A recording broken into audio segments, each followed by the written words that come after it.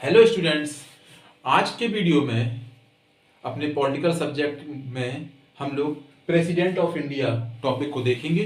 ठीक है, इस टॉपिक है हमारा, वो हमारे एग्जाम के लिए काफ़ी इम्पोर्टेंट है।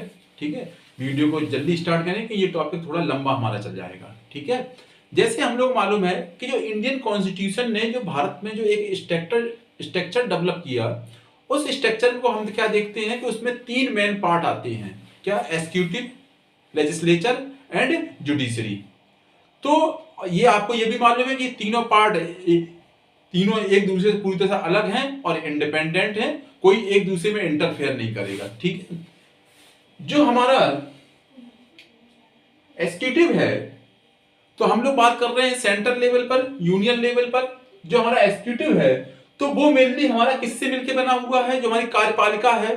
ठीक है, क्या है? जी हमारी कार्यपालिका है, जो कार्य को करती है, कार्यपालिका। ठीक है, कार्यपालिका है जो हमारी है। तो उसमें हमारे आएंगे प्रेसिडेंट।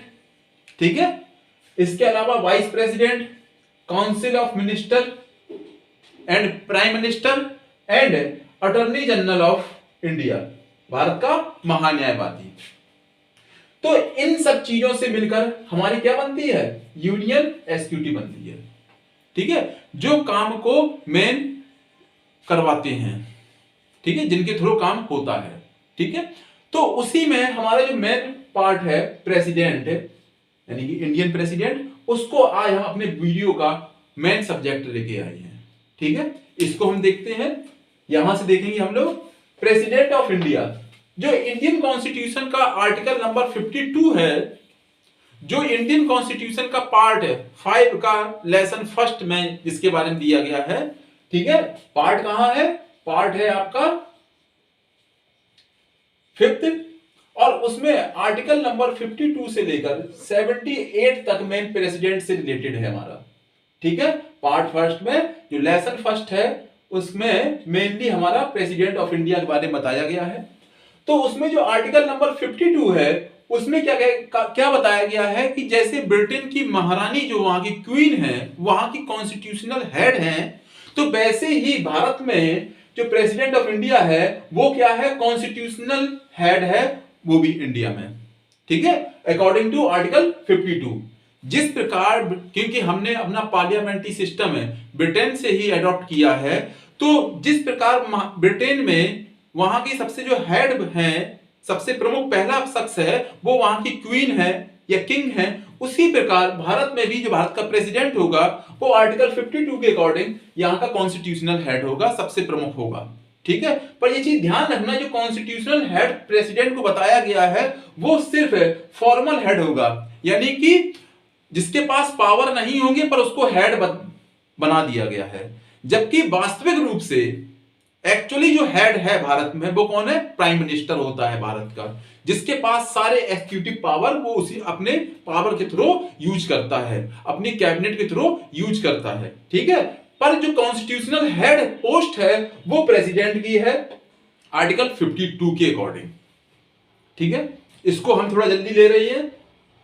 जो हमारे प्रेसिडेंट का जो इलेक्शन होता है तो उस इलेक्शन का इलेक्शन कॉलेज होता है, जो पूरा ग्रुप होता है इलेक्शन कॉलेज, तो उसमें कौन कौन से लोग होते हैं? तो ध्यान रखना, इसमें इलेक्टेड मेंबर ऑफ पार्लियामेंट, जो हमारी पार्लियामेंट के जो दोनों हाउस होते हैं, यानी कि लोकसभा एंड राज्यसभा।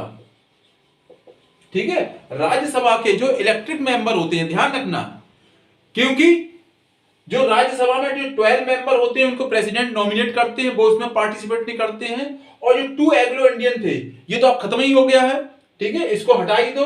तो लोकसभा में आज की डेट में जो भी मेंबर होते हैं सारे इलेक्टेड मेंबर होते हैं, और पर जो राज्यसभा के जो 12 नॉमिनेट मेंबर होते हैं वो इसमें पार्टिसिपेट नहीं करते हैं। इसलिए इसमें बोला जाता है इलेक्टेड मेंबर ऑफ पार्लियामेंट, यानी कि लोकसभा और राज्यसभा के जो हमारे इलेक्टेड मेंबर होते हैं, ठीक है, मेंबर ऑफ पार्लियामेंट होते हैं, वो प्रेसिडेंट को अपना वोट देते हैं। ठीक है, इसके अलावा और कौन देता है? Elected member of state assembly, जो हमारे राज्य भारत के जो राज्यों की जो लेजिस्लेटिव है असेंबली होती हैं, विधानसभाएं होती हैं, उसके भी इलेक्टेड मेंबर प्रेसिडेंट को वोट देते हैं। ठीक है, member of parliament and state legislative के। इसके अलावा elected member of legislative assembly of the union territories of Delhi and Puducherry. तो जैसे आपको मालूम होगा कि अपने देश में 2 यूनियन टेरिटरीज ऐसी हैं जिनकी अपनी खुद की असेंबली है, विधानसभा है। तो जिस वजह से दिल्ली और पुदुचेरी के जो इलेक्टेड मेंबर होते हैं असेंबली के, वो भी प्रेसिडेंट को अपना वोट देते हैं। ठीक है, ये काफी बाद में 71 कॉन्स्टिट्यूशन अमेंडमेंट है। ये किसके थ्रू ये ऐसा हुआ? जो 71 कॉन्स्टिट्यूशन अमेंडमेंट है उसमें अमेंडमेंट किया गया, किसमें? आर्टिकल नंबर 54 में। क्योंकि जो इलेक्शन कैंडिडेट है वो आर्टिकल 52 में बताया गया है कि राष्ट्रपति को कौन कौन लोग वोट देंगे। तो उसी के लिए को कॉन्स्टिट्यूशन अमेंडमेंट 71 हुआ, जिसके द्वारा आर्टिकल 54 में अमेंडमेंट किया गया और इनको भी ऐड किया गया। किनको? दिल्ली और पुदुचेरी यूनियन टेरिटरीज की लेजिस्लेटिव असेंबली को, विधानसभा को, और ये लोग भी इनको वोट देते हैं। ठीक है, अब यहां पे ये हमको देखना है कि जो राष्ट्रपति जी का जो इलेक्शन होगा वो किस मेथड से होता है। तो ध्यान रखना, राष्ट्रपति जी के इलेक्शन में एक खास मेथड को अपनाया जाता है जिसको बोला जाता है single transferable voting system. Single transferable voting system, इसका मतलब क्या होता है कि सिंगल ट्रांसफरेबल मतलब जितने भी कैंडिडेट होंगे प्रेसिडेंट के इलेक्शन में, उनको सभी लोग अपना वोट देते हैं। कैसे देते हैं? रेशियो में देते हैं। सपोज दैट राष्ट्रपति के इलेक्शन में 4 कैंडिडेट हैं, 1 2 3 एंड 4 कैंडिडेट है, तो इसमें चारों लोगों को आप वोट देंगे। जो ये लोग 3 टाइप के जो लोग होते हैं, चारों लोगों पर ये इनका जो वोट होता कैसा है? रेशियो में होता है। जैसे सपोज दैट आपको अपना जो वोट देना था सेकंड वाले को देना था, तो आप इसमें क्या करेंगे? फर्स्ट प्रायोरिटी डाल देंगे, first priority, second priority, third priority या फोर्थ प्रायोरिटी। प्रायोरिटीज के हिसाब से वो आपका वोट डाला जाएगा जो रेशियो में डिवाइड होता है। ठीक है, इसको बोलते हैं क्या? Single transferable voting system. ठीक है, एकल संकरणी अनुपातिक पद्धति के राष्ट्रपति जी के चुनाव में तरीका अपनाया जाता है, जिसमें जितने भी कैंडिडेट होंगे उसको उनके जो वोट देने वाले लोग होंगे सबको अपना वोट देंगे, जो उनका वोट एक रेशियो में, अनुपात में डिस्ट्रीब्यूट होता है। ठीक है, तब तक कोई कैंडिडेट प्रेसिडेंट नहीं बन सकता है। इंडियन इलेक्शन में, राष्ट्रपति इलेक्शन में मेथड किया गया है, उसमें एक मिनिमम कोटा रखा गया है कि जब तक वो मिनिमम कोटा नहीं मिल जाएगा तब तक कोई भी कैंडिडेट प्रेसिडेंट नहीं बन सकता है। ठीक है, ये भारतीय प्रेसिडेंट के इलेक्शन में मिनिमम कोटा कितना है? 50% प्लस 1 वोट, यानी कि आधे से ज्यादा। जब तक किसी कैंडिडेट को इतना वोट नहीं मिलेगा, यानी कि ये क्या है? मिनिमम कोटा है, तब तक वो कैंडिडेट प्रेसिडेंट नहीं बनेगा। यदि 4 कैंडिडेट हैं और चारों को इतना वोट जब तक नहीं मिलेगा, चाहे वो कितना भी आगे निकल जाए, पर उसको प्रेसिडेंट बनने के लिए आधा से थोड़ा सा ज्यादा वोट चाहिए ही चाहिए होगा। ठीक है, एक चीज और ध्यान रखना, ये जो अलग अलग प्रकार के जो लोग इनको वोट देते हैं, इनकी जो वोट, जो मैंने कहा ना, ये रेशियो में डिस्ट्रीब्यूट होता है, वो उनको पॉइंट में डिस्ट्रीब्यूट कर देते हैं। ठीक है, तो आधे से 1 पॉइंट भी ज्यादा हो जाएगा तो वो कैंडिडेट प्रेसिडेंट बनेगा। ठीक है, उससे पहले नहीं बनेगा। जैसे कोई भी अदर इलेक्शन हम देखते हैं तो उसमें यह मापदंड होता है कि बस अधिक वोट मिलना चाहिए, कितना ये नहीं है। पर यहां पर जब तक इतना वोट नहीं मिलेगा, मिनिमम कोटा नहीं मिलेगा, तब तक वो व्यक्ति कैंडिडेट प्रेसिडेंट नहीं बन सकता है। चीज क्लियर आ रही थोड़ी सी? ठीक है, इसके अलावा हम क्या देख रहे हैं कि राष्ट्रपति जी की क्वालिफिकेशन और टर्म्स क्या होने चाहिए। ठीक है, उनका टर्म्स कितना होना चाहिए। तो ध्यान रखना, भारत में कोई भी व्यक्ति जिसकी मिनिमम एज 35 कंप्लीट हो गई हो, ठीक है, 35 कंप्लीट, ठीक है, वो प्रेसिडेंट हो सकता है भारत का। वो क्या होना चाहिए? सिटीजन ऑफ इंडिया हो, भारत की नागरिकता होनी चाहिए। ठीक है, ये तो बहुत मस्ट है। इसके अलावा क्या है? Not hold office of profit, वो किसी भी लाभ के पद पर ना हो, ना सेंटर गवर्नमेंट किसी डिपार्टमेंट में, ना स्टेट गवर्नमेंट किसी डिपार्टमेंट में, और यहां तक कि पब्लिक सेक्टर के भी किसी डिपार्टमेंट के लाभ के पद पर नहीं होना चाहिए। Head of hold of office of profit, ठीक है, किसी भी लाभ के पद पर नहीं होना चाहिए। ध्यान रखना, प्रेसिडेंट, वाइस प्रेसिडेंट, यूनियन और स्टेट की जो भी काउंसिल ऑफ मिनिस्टर के पद होते हैं ये लाभ के पद नहीं होते हैं। इसी प्रकार जो आर्टिकल नंबर 57 में दिया गया है कि राष्ट्रपति का दोबारा से इलेक्शन पुनर्निर्वाचन, तो वो क्योंकि राष्ट्रपति जो पद है वो लाभ का पद नहीं माना गया है। इस चीज को थोड़ा समझना है। थोड़ा सा भारत में प्रेसिडेंट, वाइस प्रेसिडेंट, उसमें प्राइम मिनिस्टर भी आप कह सकते हैं, या स्टेट के आप चीफ मिनिस्टर कह सकते हैं, या उनकी काउंसिल के मिनिस्टर कह सकते हैं, ये लाभ के पद नहीं माने गए हैं। ठीक है, इसी आधार पर हमने ये बताने की कोशिश की है कि जो आर्टिकल नंबर 57 है जिसमें कहा गया है राष्ट्रपति जी का री इलेक्शन दोबारा से चुने जा सकते हैं, तो वो इसी आधार पर, क्योंकि राष्ट्रपति का पद लाभ का पद नहीं है। ठीक है, आपने जो भारत इंडिया के फर्स्ट प्रेसिडेंट हुए डॉक्टर राजेंद्र प्रसाद जी, ठीक है, तो वो भी कैसे हुए कि वो 2 बार प्रेसिडेंट हुए, वो इसी वजह से हो पाए क्योंकि राष्ट्रपति का जो पद होता है वो लाभ का पद नहीं होता है। ठीक है, इस चीज को समझ में आ गया। अब कोई भी कैंडिडेट जो प्रेसिडेंट बनने के लिए इलेक्शन में भाग लेता है, वो तब तक भाग नहीं ले सकता है जब तक उसको 50 मेंबर, जो उसके इलेक्टोरल कॉलेज के जो 50 मेंबर होंगे वो मूवर ना हो। मूवर मतलब उसके नाम का प्रस्ताव ना लेके ना है, मतलब वो उसके साथ उसके सपोर्ट में हो कि 50 मेंबर ये बोले कि मैं इसको अपना कैंडिडेट बना रहा हूं। ठीक है, और 50 ही मेंबर क्या होना चाहिए, परमिसिव करें, मतलब उस नाम को अनुमोदन करें। ठीक है, कि हम सहमत हैं। ठीक है, नहीं तो ऐसा क्यों किया गया, पहले ये शुरुआत में जो ओनली 5 मेंबर का रखा जाता था, पर उससे क्या होते थे, नंबर ऑफ कैंडिडेट काफी बढ़ जाते थे प्रेसिडेंट के इलेक्शन में, एक्स्ट्रा भीड़ बढ़ जाती थी। तो वो एक्स्ट्रा भीड़ को इलेक्शन कमीशन ने कंट्रोल करने के लिए, रोकने के लिए ये नंबर को बढ़ाया है। 50 मेंबर उसके मूवर होने चाहिए और 50 मेंबर क्या होने चाहिए, परमिसिव होने चाहिए उनके नाम को, यानी कि 100 मेंबर होने चाहिए, तब कोई व्यक्ति कैंडिडेट बनेगा प्रेसिडेंट के इलेक्शन में। ठीक है, काफी इंपॉर्टेंट पॉइंट है, नोट कर लेना ये। ठीक है, 50 मेंबर उसके प्रस्तावक होने चाहिए और 50 ही उसके अनुमोदक होने चाहिए। अब जो व्यक्ति प्रेसिडेंट की पोस्ट पर जाएगा वो कितने टर्म के लिए होगा, कितने समय के लिए होगा, 5 ईयर के लिए। ठीक है, एक कंडीशन। दूसरी पॉइंट क्या है, क्या इनको पद से, उनकी ड्यूरेशन से पहले हटा सकते हैं? हाँ, तुरंत हटा सकते हैं। इम्पीचमेंट के मेथड से, यानी कि महाभियोग के प्रोसेस से उनको पद से, कार्यकाल पूरा होने से पहले भी इम्पीचमेंट के मेथड से उनको पद से हटाया जा सकता है। पर जो ध्यान रखना, जो इम्पीचमेंट का जो प्रोसेस होता है वो काफी लंबा प्रोसेस होता है और हार्ड भी होता है।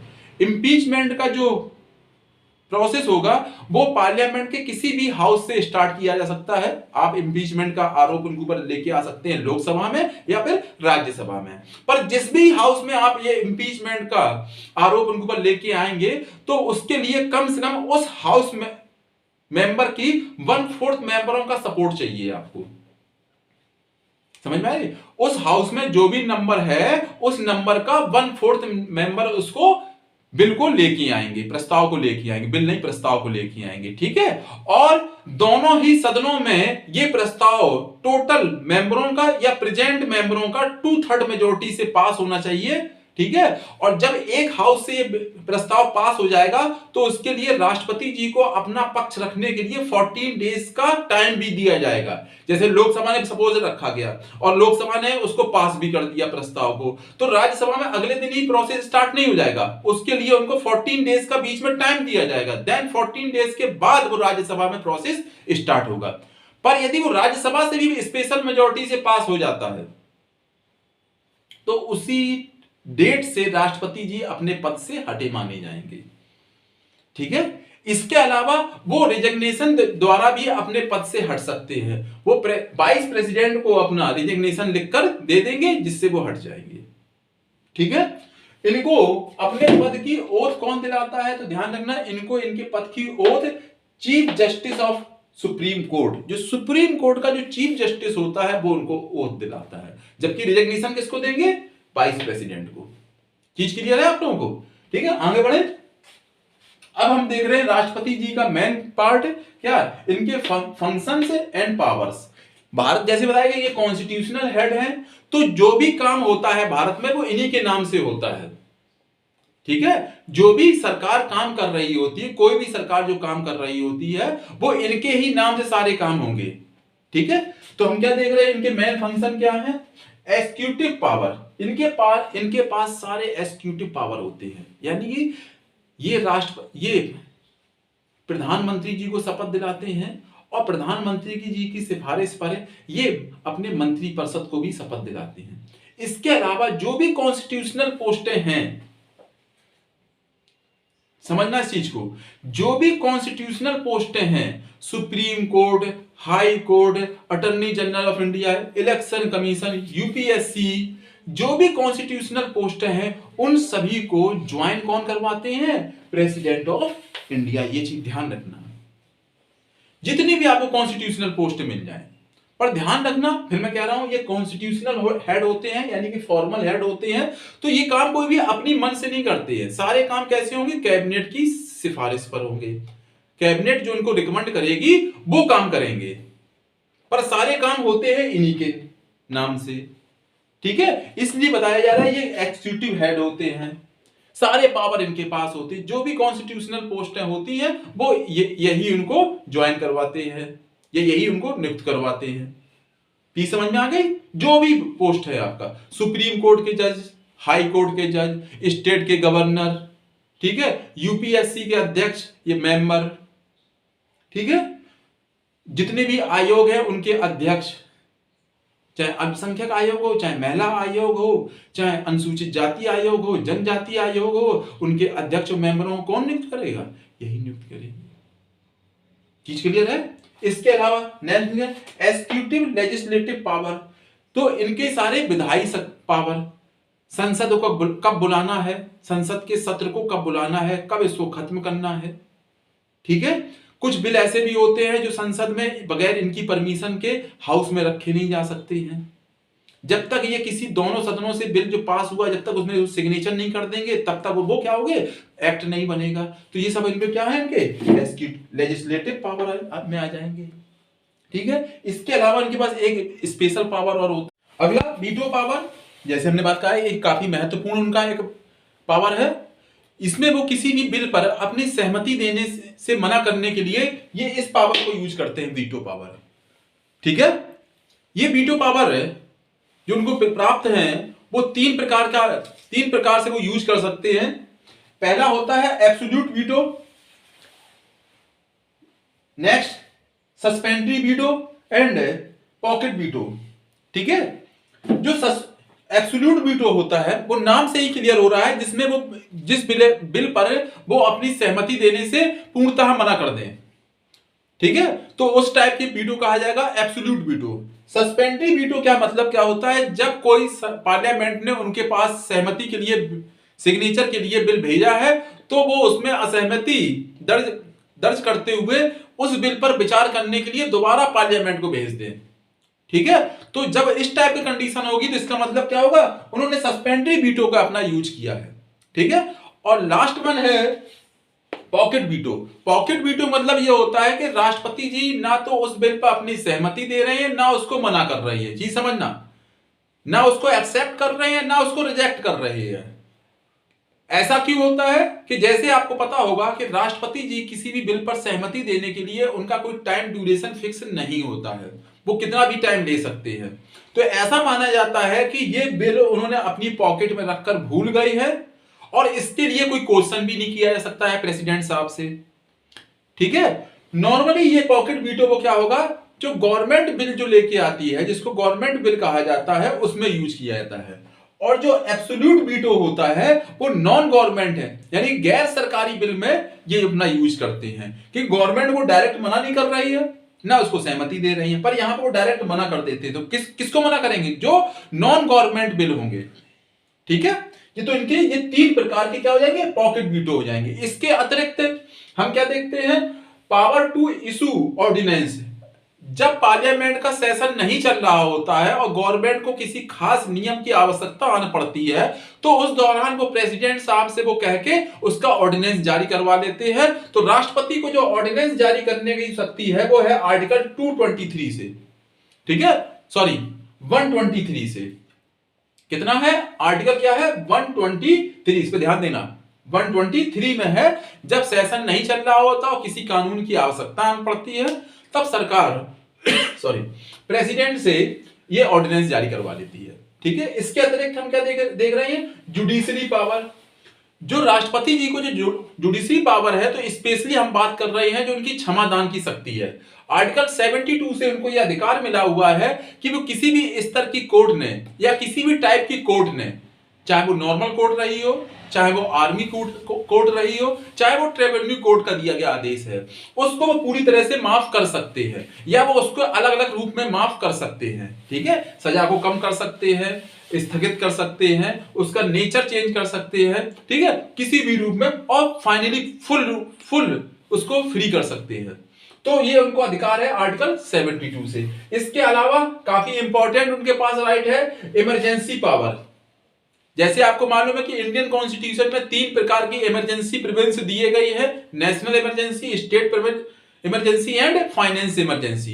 तो उस इमरजेंसी के सारे अधिकार उस दौरान किसके पास होते हैं, प्रेसिडेंट ऑफ इंडिया के पास ही होते हैं। ये इनके प्रमुख कुछ कार्य हैं। ठीक है, आप इस वीडियो को देखें, समझने की कोशिश करें, और इसमें कोई भी आपका डाउट हो तो आप कमेंट बॉक्स में वो डाउट पूछ सकते हैं। ठीक है, और यदि वीडियो पसंद आया हो तो लाइक और शेयर करें। Thank you.